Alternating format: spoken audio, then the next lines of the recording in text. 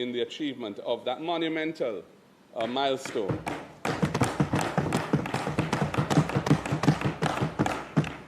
Really, the heavy lifting began in 2012-13 with the new IMF agreement that was signed, a very challenging agreement which led to success in bringing the debt to GDP ratio down to 115% by 2016, and it has continued thereafter to now, where with a revision in the accounting protocol for GDP, the expectation is that we will achieve 60% this year.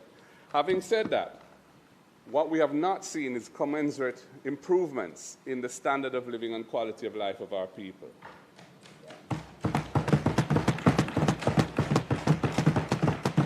And all the sacrifices that have been borne by the people of Jamaica in running the high primary surpluses that have been necessary to achieve the debt reduction that we have managed to achieve must now translate into tangible benefits that the people of Jamaica can feel that they have derived from the sacrifices made.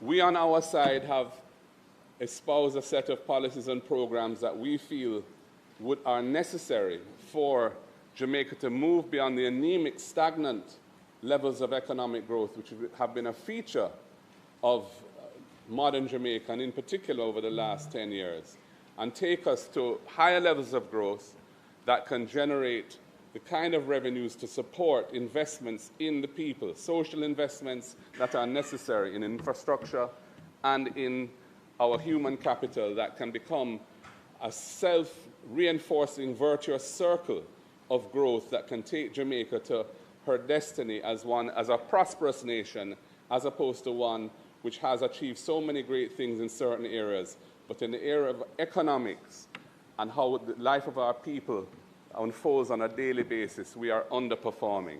We intend to hold this government to account.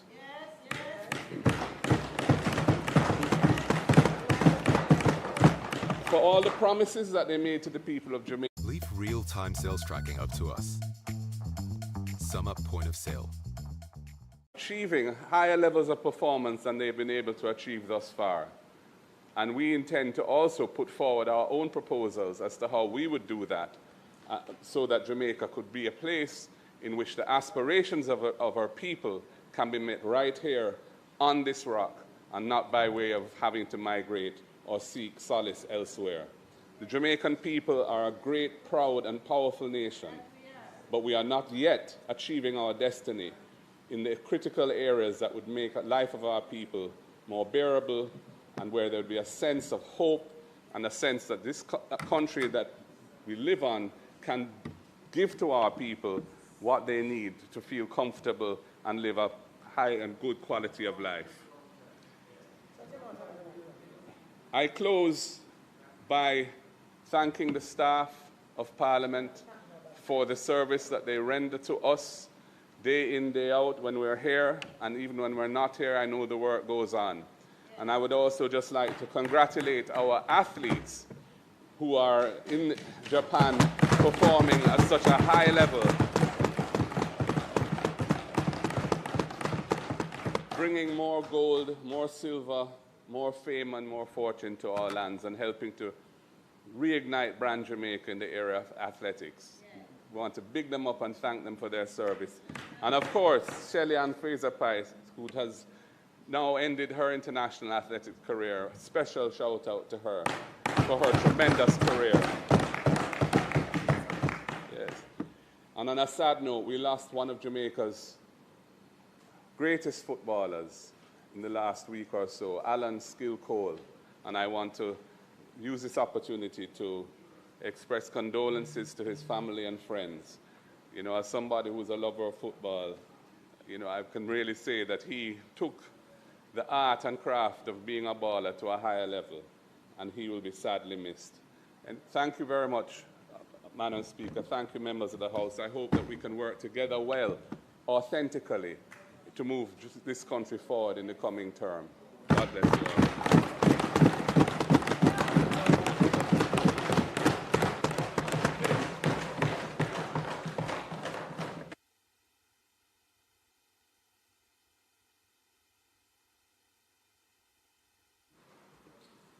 Thank you, Leader of the Opposition. Next to his feet is our Prime Minister and Minister of Defense, Economic Growth and Infrastructure Development.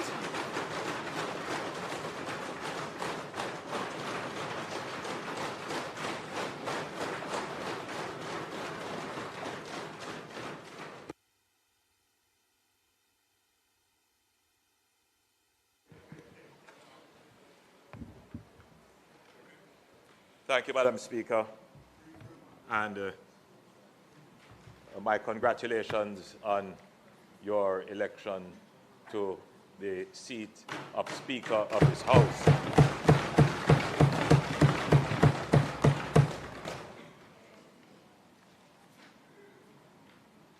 It is with profound humility and renewed resolve that I rise to address this Honourable House on this historic day, the swearing in of the newly elected members of Parliament and the swearing in of the members on this side who will form the government for a third consecutive term.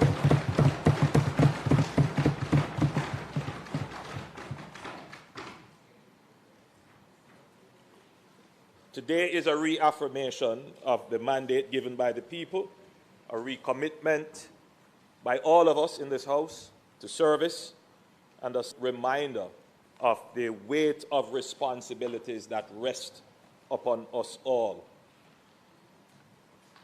First, Madam Speaker, I give thanks to the Almighty who continues to guide our steps as individuals, but more so as a people.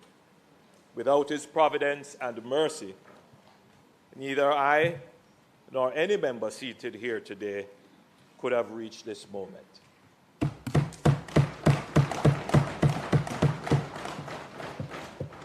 I extend gratitude to the people of West Central St. Andrew who have sent me here, but participated in the democratic process, whether or not they voted for me or not. That they have participated is the important thing. It is they who have established the government. Of course, Madam Speaker, I express gratitude to you and the rest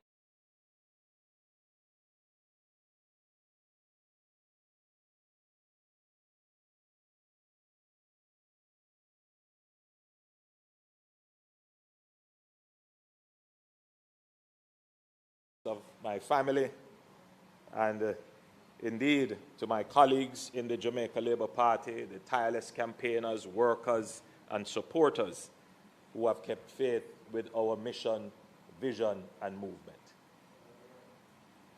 Honourable members, whether you sit on the government benches or on the opposition side, let us never forget that we are here not for ourselves, but for Jamaica. Each of us sent here by the people to carry their concerns, to amplify their aspirations, and to frame into law and policy the hopes and dreams of all our citizens. Madam Speaker, I extend congratulations to all members on both sides, those who have been re-elected, and particularly to those who are newly elected. Allow me to welcome the newly elected members to the House. Just yesterday, I stood before the nation at King's House and pledged to serve with vision, wisdom, and integrity in the third term of our government. Today, as we inaugurate the new Parliament, the themes remain, but the setting gives fresh weight. For it is here, within these walls, that vision must be translated into legislation, that wisdom must be sharpened through debate, that integrity must be lived out in the decisions and in the actions we take. Together, over the last 9 years, we have walked a long road. As the Leader of the Opposition pointed out, We have halved the national debt, restored fiscal stability, created historic levels of employment, and halved poverty. We have built new infrastructure, increased wages, invested in health, education, and we have halved murders in this country, and we have brought crime down to 30-year lows. Yet, as I've said before, today is not about resting on our laurels. This new parliament is charged not with maintaining the status quo, but with advancing to a higher plane of national development. Madam Speaker, for too long, Jamaica has struggled with the legacy of insecure land tenure and informal settlements. Generations of Jamaicans have lived, farmed, and built on land without the security of a title, limiting their ability to access credit, pass on wealth, or invest with confidence. Informal settlements have multiplied, often without proper infrastructure or services, creating conditions of disorder and vulnerability. This is why I've appointed a minister without portfolio within the Ministry of Economic Growth and Infrastructure Development with specific responsibility for land titling and settlement. Land titling is not simply about paperwork. It is about reducing urban blight, enabling community upgrading, and ensuring that every new home rests on firm ground, not on sand, but on firm ground or swamp, on the firm ground of legality and security. Formalization also has a deeper meaning. Communities without clear ownership are more prone to criminal exploitation,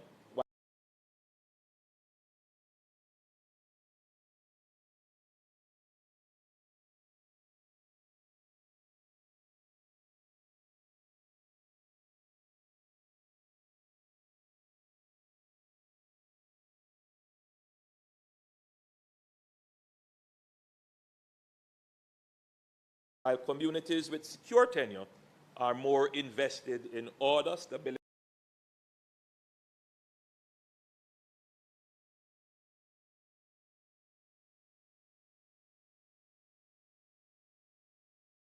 criminals to operate. Formalization through land titling strengthens the rule of law at the community level, giving residents a stake in order and reducing the likelihood of their community being used as a safe haven for gangs. In this way, housing and land titling are not just economic policies, they are